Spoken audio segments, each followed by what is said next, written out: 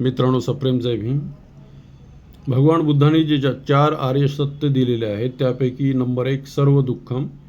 जीवनातील खाचगडगे आणि त्यावर अत्यंत खोलवर मनन चिंतन केल्यानंतर भगवान बुद्ध या निष्कर्षापर्यंत पोहोचले की मानव जीवन तथा मानवेतर जीवन अत्यंत दुःखमय आहे. जन्म हे कष्टमय आहे, विनाश कष्टमय आहे, रोग हे कष्टप्रद आहे, मरण कष्टप्रद आहे, अरुचिकर से संयोग कष्टप्रद आहे, सुखकर ते वियोग कष्टप्रद आहे, असंतुष्ट वासना कष्टप्रद आहे, क्रोधापासून उत्पन्न पंचस्कंद कष्टप्रद आहेत.